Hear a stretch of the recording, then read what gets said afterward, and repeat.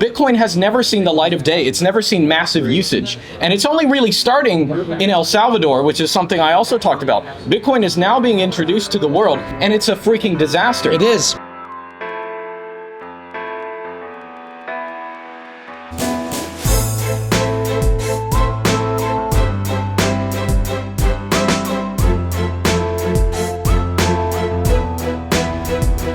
What up, Vigilantes? I'm very happy to have Luke Smith with us. How are you doing today? Fantastic. It's great to be here. I know, it's great to have you here, and Mr. X is probably geeking out watching this like, oh dude, look at Luke. Like, everyone at the Crypto Vigilante is really happy with the work you're doing and for teaching people about Monero and about sound money. So today you talked about the Unix philosophy. What is that? So the Unix philosophy is just the general rule in computing, okay? So the Unix operating system, which basically every website you connect to is running some kind of Unix, okay? And the idea behind it is, instead of building giant programs that do everything, like Microsoft Word kind of things, you want to be in a computer environment where you have little programs that interact in a complex way.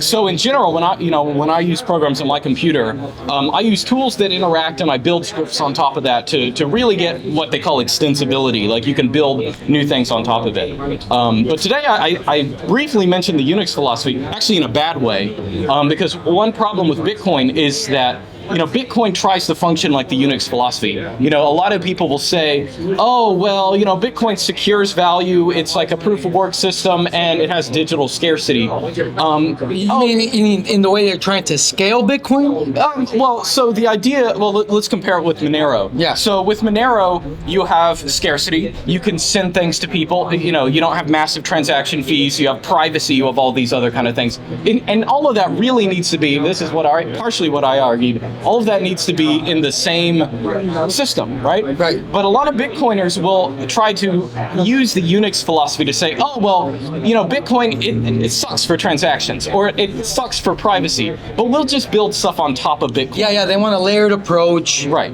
So in general, I love the Unix philosophy, and I think it's very important for computing. But when it comes to Bitcoin, you really can't separate a currency's function. It needs to be scarce, it needs to be private, it needs to be fungible. These are necessary things that any currency needs. And it's like that simplicity in design, like we were talking about. Just someone made a comment here, the fact that Monero is plug and play, ready to go, right? Private by default, where it's elegant in design in a way where it's just easy to use, whereas they're trying to just build on top of it of Bitcoin, and you kind of lose an aspect of the network topology of having money being that which brings us together, which is it comes forth from the way it is built from the ground up by having something simple and easy to use, private by default, like Monero. Sure, yeah, and the thing with Bitcoin is, if you want to use it like a currency, and I posted slides and people saying goofy things about this in my talk, you have to use all these other tools. You have to use CoinJoin. You have to use a non-KYC exchange. You have to do all these you need to use non-KYC with Monero as well, but even getting Bitcoin from a KYC exchange is a permanent liability. You have to use all these other tools that screws things up for the users. Monero is complicated in its system in terms of, we have ring signatures, we have stealth addresses, but for the user, it's very easy. Yeah. You don't have to worry about all that kind of stuff. You send money to someone and it gets there, and it's not obvious on the blockchain where that comes from. So that's the big difference between Bitcoin and Monero. Bitcoin pretends that they can get away with only having this and building things on later. And one of the things I talk about is the fact that Bitcoin, because it doesn't have all these functionalities in it, it is easy to exploit it. It's easy for Visa and MasterCard and the government to jump in and say, well, we're going to use all of our systems that are know your customer, that are proprietary, that are spying on people, that are doing all these things. And it's cryptocurrency, that makes it cool. No, that sucks. If you're using a system that's 99% spyware, or even 1% spyware, the whole system is spyware. That's the thing people need to remember. Yeah, it's interesting that, why is it that people in BTC still say that BTC is fungible and private. Like they're saying it right, like Andreas Antonopoulos just said it last week. I want to get your take on this because it's very frustrating for me to see now it's at the point where I'm like, okay, these guys should know better by now. What's going on here? Well, there's one big thing that most Bitcoin maxis have in common with no coiners, like people who have never touched cryptocurrency, is it's that neither of them have ever actually used cryptocurrency. Wow. Like Bitcoiners, they have Bitcoin, they've sat on it, maybe they're billionaires, I don't know. Maybe they've made lots of money just holding on to it, but Bitcoin has never seen the light of day. It's never seen massive usage. And it's only really starting in El Salvador, which is something I also talked about. Bitcoin is now being introduced to the world, and it's a freaking disaster. It is. Yeah, I don't know if you talked, I think I overheard you talking to the speaker before about that. But in El Salvador, the government is having you sign up for a Know Your Customer application to use the Lightning Network. Wow. You have to scan your ID, all of these kind of things. Now, theoretically, you can use Bitcoin the right way, and I'm all for that in El Salvador. So that I view that as a development. But how Bitcoin is coming to people is really a poison pill. It is. So like the reason people can still say that if they're Bitcoiners is because they've never used it in real life. They don't like this is something that's totally like we take private currency for granted because although we will say, you know, oh, MasterCard or Visa, they're not really private systems because Visa and MasterCard can monitor you. Yeah, that's true, but they're infinitely more private than Bitcoin because Visa and MasterCard don't post your transactions on a website. That's what Bitcoin does when it submits something to the blockchain. So people aren't even used to a surveillance currency like Bitcoin, so they don't even see what kind of bad things can come from that. This is horrible. I can't believe like that this is happening. It's like that. What you just said, people are not even used to a surveillance coin like Bitcoin. Yeah. Like humanity has not experienced this. It's and, totally not. and literally they've sold fake freedom and it's actually become something nefarious because literally what's happening in El Salvador is that they gave people a system of mass surveillance. Yeah. And it's so messed up. Yeah, and it's important to remember that intentions don't matter, okay? So a lot of Bitcoiners, like, they would agree with us on basically everything in terms of privacy and security, but, you know, even if, let's say, the president of El Salvador has the best intentions, it really doesn't matter. If you're setting up a system that is all closed source software and, you know, the government has control of this kind of stuff, or really the government, the El Salvadorian government, you know, has a U.S. company guard their custodianship, which is even more absurd. But when you have that kind of stuff, I love their liquidity, actually. yeah, it really is crazy. So a lot of Bitcoiners, and I think most Bitcoiners mean well, and they really do think that they're in a revolution. But the issue is you have to get everything right. Like when you're creating a global standard, you have to be a perfectionist, because if we put in place a standard that has just little flaws, those flaws will become our future, right? A lot of those of you familiar with software projects, this is often the case. If you know a software project from the 80s had this minor bug, a lot of times it doesn't get fixed, and we build other software on top of it to solve its deficiencies. And that's basically what layer 2 is on Bitcoin. It is 100%. Yeah. Do you see why we like this guy? I don't know. You express yourself very good. I mean, and you're telling the truth. And it's just, I had a debate with a Bitcoin maxi the other day. I realized I don't have the temperament to put up with liars, whether they are knowingly lying or not. I can't stand that. This is too important. Yeah.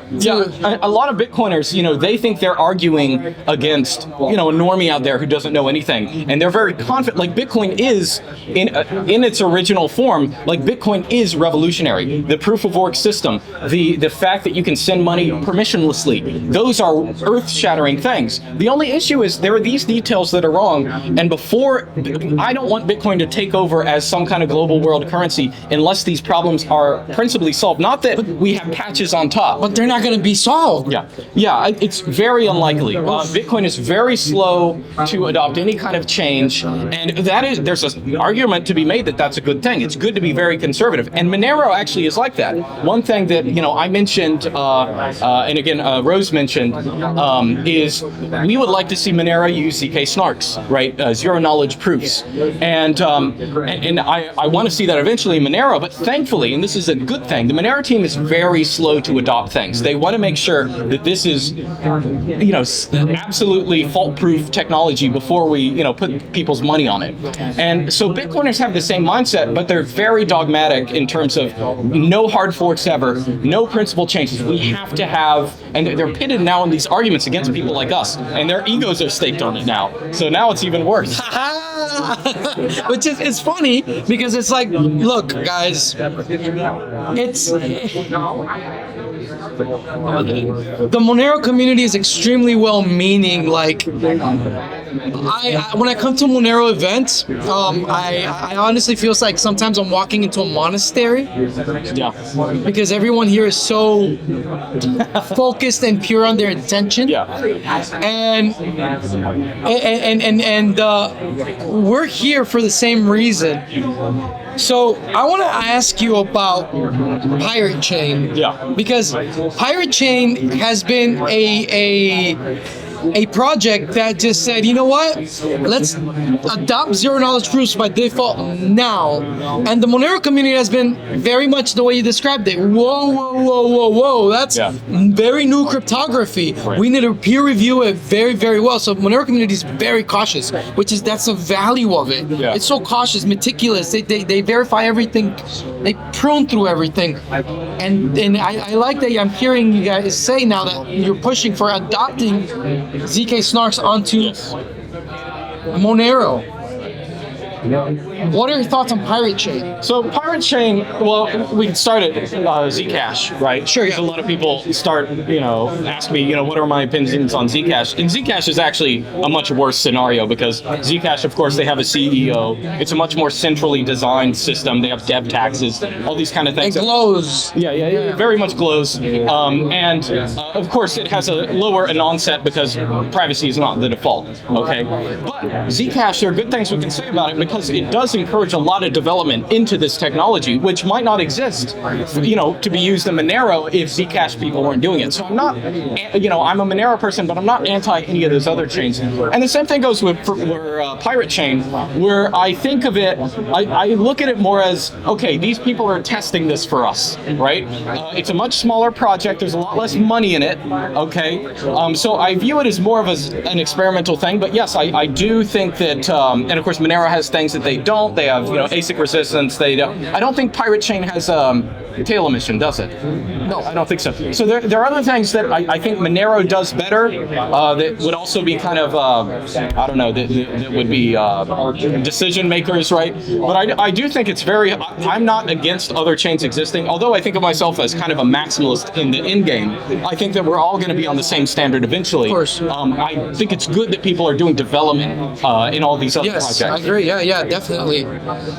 Yeah, so it's see, guys, this is exactly what the value is here, because when you invest in the technology, it's not the technology really that you're investing in, but the network of investors. And I've always said this: it's the community of contributors, because the technology will change over time in privacy coins in Monero. But you're really investing in one another, and that we're all taking care of this, and we're being very meticulous and cautious, and we will be the first to call something out when it goes wrong, because we're supposed to not trust, we're supposed to verify, we're supposed to really adhere to the FOSS ethos in every way possible. Can you please talk a little bit to anyone here and explain to them what the FOSS ethos is? Yeah, so I actually chided people for this in my talk because I think this is really important. FOSS stands for free and open source software. Okay, so in the 80s and 90s, there's this thing called the free software movement that's still around today, and it is arguably much more important than cryptocurrency, because I really look at cryptocurrency as a subset of it. Now, a lot of crypto people think that it's a little different, or free software people, they don't do crypto. There's less overlap than there should be. But what free software is about is the idea that if we are using computers, we have to use computers whose source code is auditable. People can look at them because it only takes one line of private source code that you can't see to send your private data to some server, or even just ping a server, thus giving it metadata. So free software is probably the most important thing, and of course, the GNU Linux operating system comes out of that. And of course, nowadays, this is great. This wasn't the case in the 90s, but nowadays you can install all free software on your computer, and that's what I've run for years and years. And I can be confident, although I might have metadata leakage on the internet and things like that, the software that I'm running on my computer is totally secure, right? And cryptocurrency is the same thing. And I chided people in the talk saying, listen, if you're a Monero person and you laugh at people who are using custodial wallets, you really have no right to do that if you're using something like Windows or even Mac OS or things like that. And of course, that it's an awkward thing because everyone's still using it. That's the shameful thing. Because one thing I was very surprised of actually when I started, because I went to free software first and then cryptocurrency, and I naturally saw the connection. But it's very surprising to me that there are many people in cryptocurrency who will be, no KYC, own your keys, but then they'll, install, I'll store this in Google Drive or something like that. And that's, I don't mean to speak about the conference, but they sent us a lot of things in Google Drive. That's a little disturbing, and I hope me bringing that up will encourage that not to happen again. But yeah, that's so cryptocurrency is kind of a part. It has a similar ethos. It's kind of different communities, but I guess I'm kind of right at the middle. I want to bring them closer because, there are a lot of FOSS people who are like kind of cringe communists sometimes. There are a lot of libertarians. Why is that? Let's talk about that. Why is that? Like the Electronic Freedom Foundation, you get that vibe. Yeah. Sometimes in Monero, you get that vibe. Well, there is that vibe. It's less in cryptocurrency. But let me tell you something.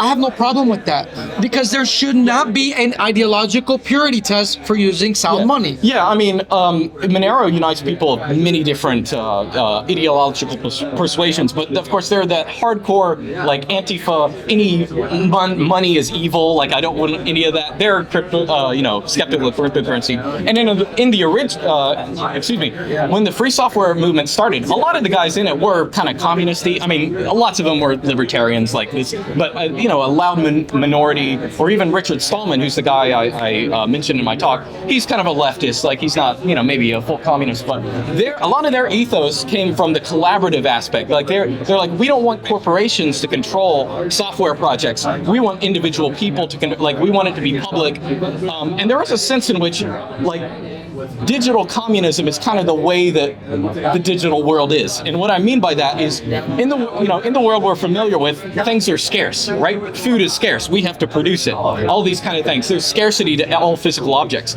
But the digital world is totally different because you can copy files and send them all over the place. And a lot of FOSS people, really in the digital world, there's some sense in which you got to be a communist in some way. Like I'm definitely. I don't call it that. Yeah. Because I see it different. You get what I'm meaning, though. I'm not. I see, because they're sharing code, is what he's talking about. Right. It's open, free, and source software. Exactly. But this is the thing: is that there's an implicit capitalist incentive structure built within it, which is a meritocracy of who provides the best work. Yeah. So if you commit work, and I verify it, and I'm like, dude, you're missing this, or let's add this, then everyone will look at me as like, okay, well maybe we should pay attention to Raph now a little bit. If there's a meritocracy within that world as well, right? One thing people realized, when you're dealing with people you don't have a connection to, we mediate those exchanges with money. That's just how it is, because I don't know this guy. He's not going to make me food for free. I'm going to pay him money. And, for a friend, though, you'll make meals for your friend. You'll share stuff with your friend. And that's just naturally how things are. And it's similar in software. Originally, people were like, well, we have to have these massive corporations writing software because they need all these incentives to produce things. But actually, people in individual communities similar to Monero, right? The incentive of building a good project is actually enough. You don't need to give people bajillions of dollars to create a lot of these things. And you can now use software that is produced by average people. It's not that hard to make software, right? That's what I'm getting at. But either way, how did we get on the I feel like there's some point I was going to make before that. That's fine. It'll come back to you. Yeah. I mean, the main thing here is that having that approach to free software is very important, because it gives us this is how I describe it, a meritocratic means of achieving what is best for all, because our incentives are aligned within this trustless network that is formed from the FOSS ethos.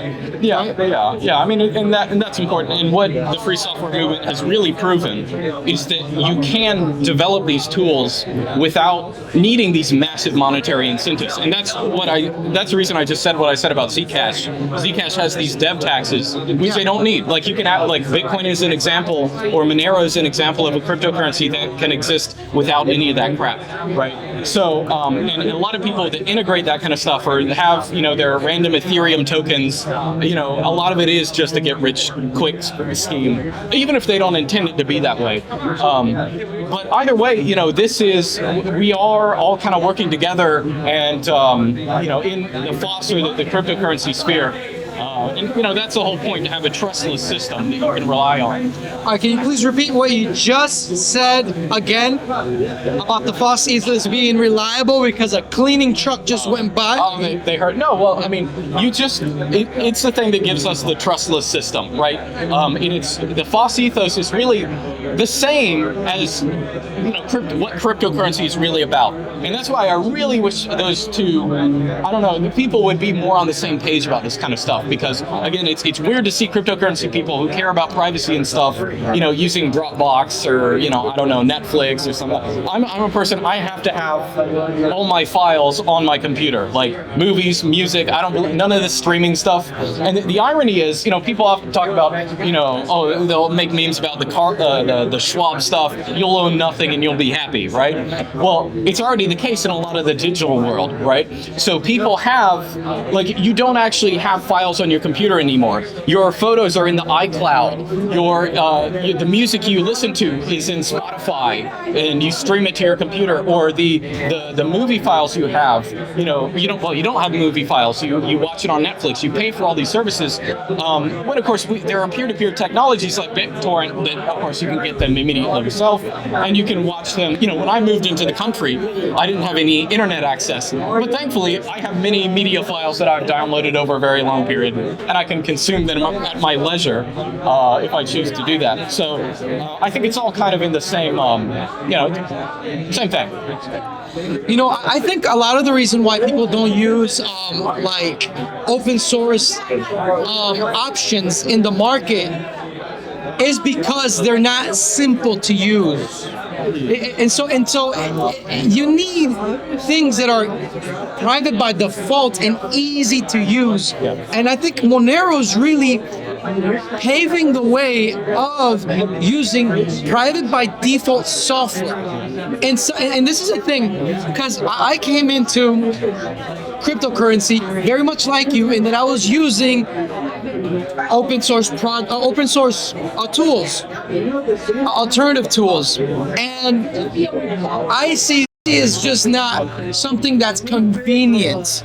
And therefore, because it's not convenient to use, because they're still thinking about that we call Unix approach, that layered approach to privacy, therefore it's just a niche product. And it'll continue to be a niche product. And the reality is that, no, it's not a niche product. If it's implemented correctly, and you create something that is private by default, that is elegant in design, in its simplicity for us, anyone to just use, like Monero, then it is something people will use in a simple way. We're seeing this right now with Cuba and what's happening with the Cuban community. For the Monero community, Cuba is becoming our El Salvador right now. Yeah.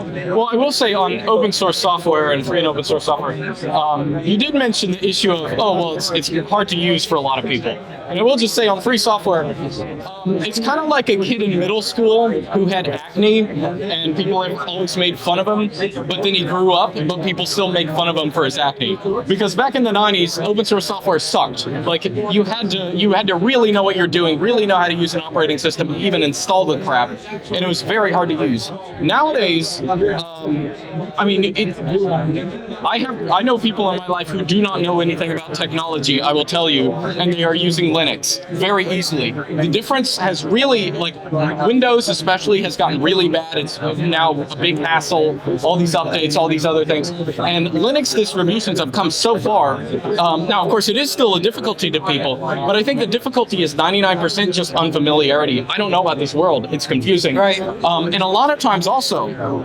proprietary systems, like Google Drive or things like this, they'll kind of instill anti-patterns in your brain. Like, the reason Google Drive exists is because Google wants your data on their servers, and they can use that for things. And then they will say, oh, here are all these things you can do by giving us your data, right? And so the reason, before Google Drive, what did people use? Well, firstly, Google Drive isn't really that necessary. If you just have a computer, you can send things to people. You have a USB drive, right? And of course, you can install Nextcloud and things like this, which are an equivalent of Google Drive that are free and open source. But I think a lot of the times, these companies will get you into doing things that computing in ways that isn't really optimal anyway, right? And so what's my alternative to Google Drive that I use is there's none. I get along fine without it. If I wanted to install Nextcloud, I could. I could use rsync to sync up files with my server and get them to other places. Like, there are different tools for that, but a lot of the times for like streaming especially, there are no open source equivalents because we don't need that. We have files on our computer, you know what I mean? So I will just say that no one should be worried about switching to Linux.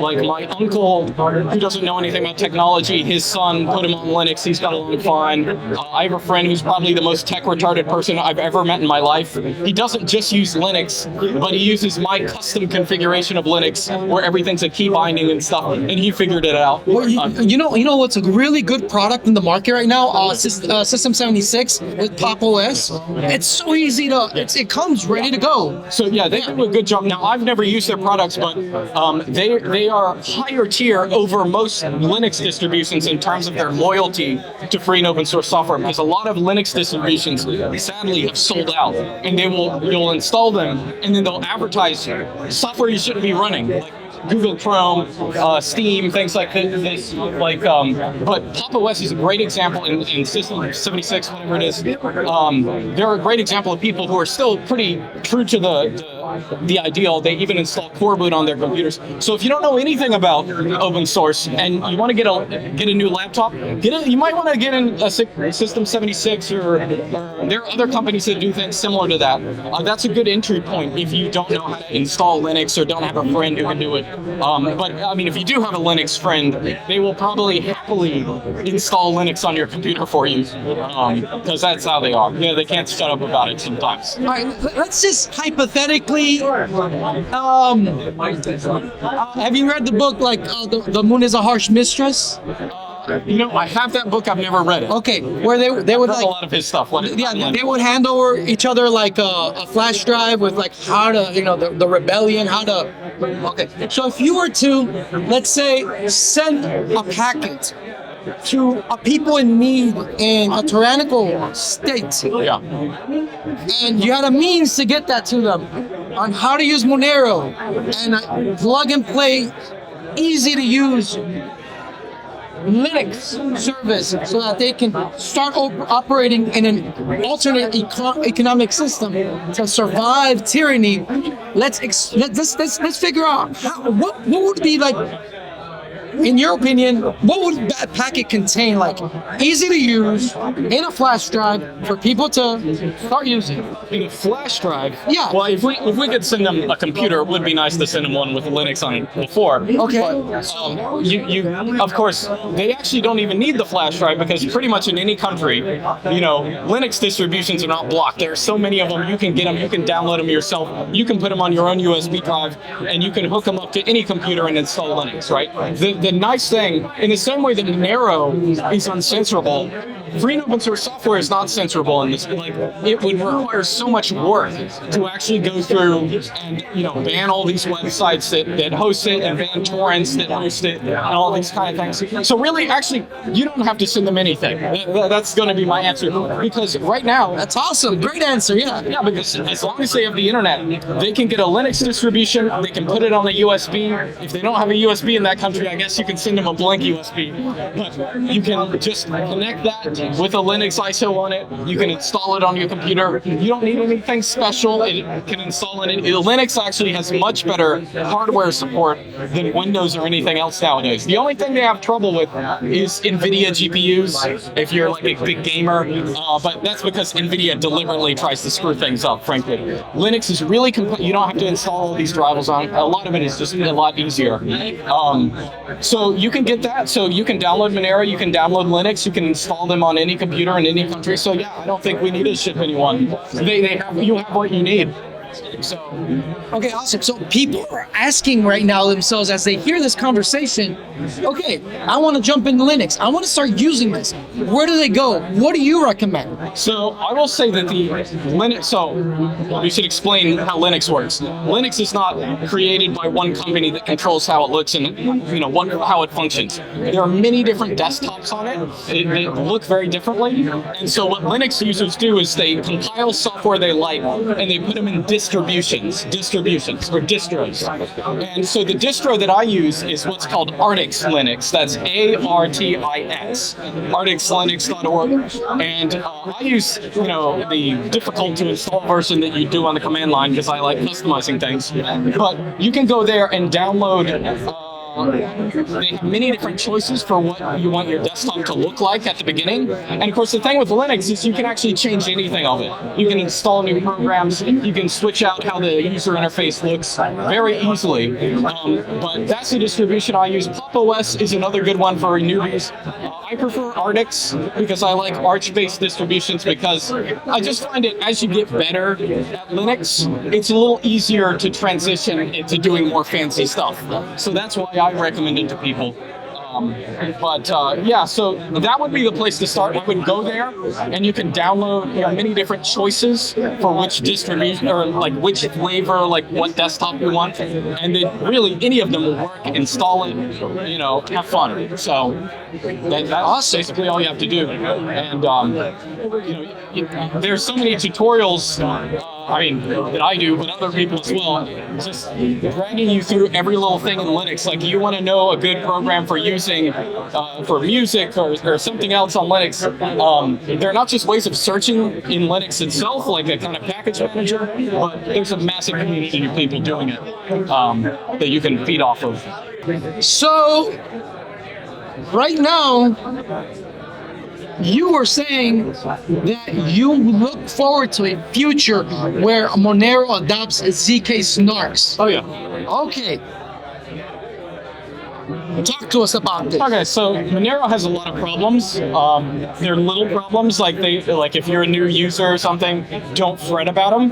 But just a couple of the problems with ring signatures in particular.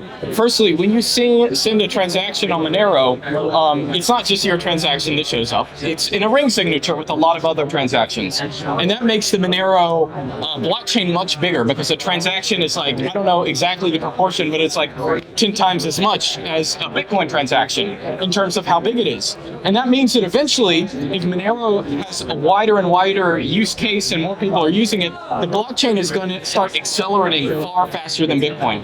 And that's going to be a problem for people hosting their own nodes. And of course, in Monero, if you're using it right, you should really always have a copy of your own blockchain if you're sending transactions. So the problem is even more important in Monero. So zero-knowledge proofs, if you don't know what these are, they will blow your mind when you really understand. I'm not even the best to explain them, but the idea, it's weird to explain them. Yeah. The idea of a zero-knowledge proof is it's a way of proving that a statement is true without knowing what the content of the statement is. Right? It's a really weird cryptographic thing that people can do.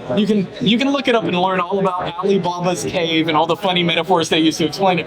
But it's cryptographic magic, and it's probably a development maybe even bigger than proof of work in terms of its ramifications, because So for Monero, firstly, we're going to be slimming down transactions. Secondly, there are vectors for attack on Monero. Okay, so a lot of times people say the EAE attacks, So the idea behind this is, let's say you get Monero on an exchange, and you transfer that to a private wallet. Now that's private Monero, but the exchange does know that this transaction that's on the blockchain is legitimate. It's not on the block. Not everyone knows it, but the exchange at least knows that. So if they see that output move around, and it's going to be moving around in ring signatures, so they're going to be phonies and there are going to be real ones. But if that transaction output eventually ends up at that same exchange, well, they can say, oh, well, this transaction went this direction. We don't know who it's been going to because we're using stealth addresses, but it can see where it's gone, and that means that they can eliminate the duplicate, like where that transaction output has been used in another ring signature. They can eliminate those duplicates, and then it's an. I mean, if they reuse the same wallet to go back into the exchange. So even if you're because once you're out of the exchange and you move amongst Monero, so that's true, but you can still see there are different transactions that are happening, and all is we know for a fact as an exchange that this transaction began here. Right. We also know where it ended. Now, there are many other transactions on the blockchain that are gobbledygook, but it's like a big maze puzzle where a lot of the mazes don't work. Like, if we assume that this is the real transaction, we know that it couldn't have ended up at this exchange. So you can start eliminating decoy transactions. Now, that's a big problem long term if a lot of people put out their view keys or use custodial exchanges with Monero. And I don't think it's like a catastrophic issue right now, but it's another reason why zero-knowledge proofs just avoid this problem altogether, right? So those are the two big main reasons: blockchain size and they avoid attacks like this. But also, it's just more elegant technology, right? It's much more minimalistic. Do you know like the math, the probabilistically the math behind it? Well, one thing the actual numbers. Do you know it by heart? I don't. About can I tell you how holistic cryptography works? No. What is the how? So I know. Okay, the anonymity set is the lowest the moment you leave the exchange. Right. Yeah. But as you stay out of the exchange and you just transact P2P, that's true. It gets bigger. But the anonymity set gets big. But the issue is if someone transfers to that same exchange on the other end, the exchange can basically do a pincer attack, and they can, by process of elimination, they can say, well, we know this transaction is a decoy. We know that this one's a decoy, because if that had been the actual course of that money, then it wouldn't have ended up where we know that it ends up. So that's the big issue with that. So yeah, guys, like this is the thing, guys. As you can tell, look at the honesty of the Monero community. The Monero community is so honest that they will even tell you. They will be the first ones to call out anything that is even suspicious or even mathematically probable in the future or somehow susceptible to being surveilled. The level of honesty in the Monero community is really what makes the Monero community valuable.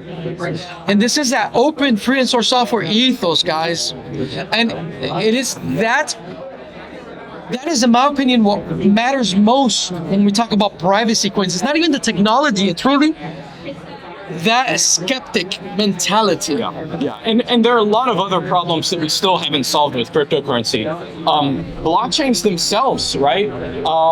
Can Monero scale to a global scale? I think right now, I don't think it can. I don't think anything can, because the blocks, on my slides, I mentioned that Visa has, something like 1,700 transactions a second, okay? Even if you had really small transaction sizes, weights on your blockchain, that gets big really quick, right? So in the future, and there are people who do things like block lattices. I don't know if you ever heard of Nano that does this, that do things a little bit differently. But it's important for everyone to know the technology that they're using. You don't have to know everything. Again, I don't know the magic behind zero knowledge proofs, right? Well, I can't explain that to you. You can read papers on it. It's very interesting.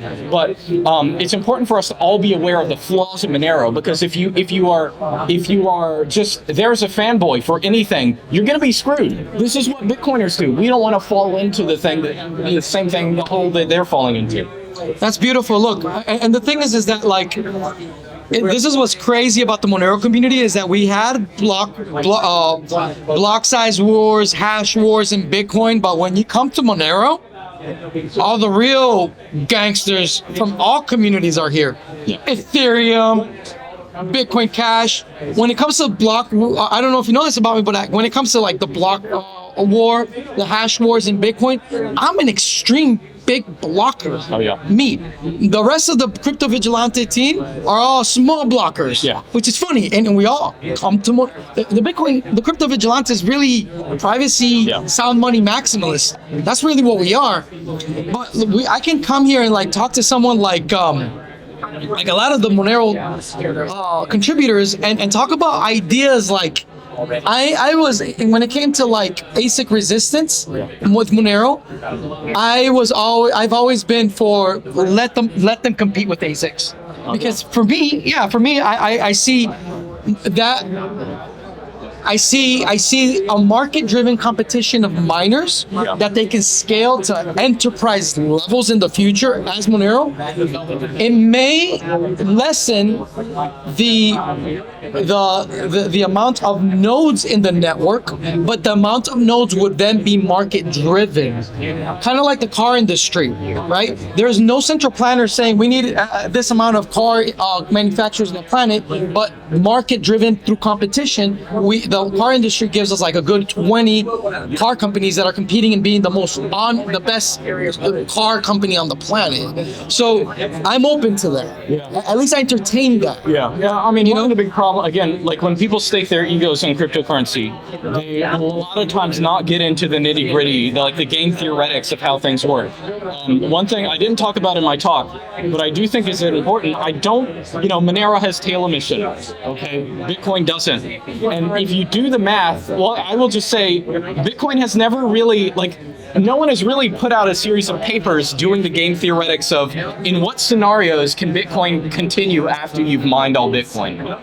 Because if you do the math, I remember when I did a stream with Kevin Watt, I kind of did this. Us big blockers have done that, by the way. Yeah. Gavin Anderson just wrote about that, actually. Yeah. So if you extrapolate it, so right now block rewards in Bitcoin are like $250,000. If you extrapolate, let's assume that miners want the same kind of rewards once all the Bitcoins are mined.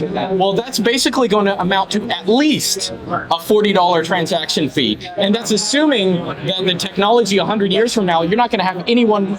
We don't need any more money to mine, which is not the case. It's going to be much more competitive. We're going to need much more hash power and stuff like that. So Bitcoin has never really solved this problem, like the issue of kind of tail emission, which I really think that Monero, I don't know if I want to say it's the perfect solution, but it's a much more sustainable solution because we can at least be sure there's some mining that's going to occur.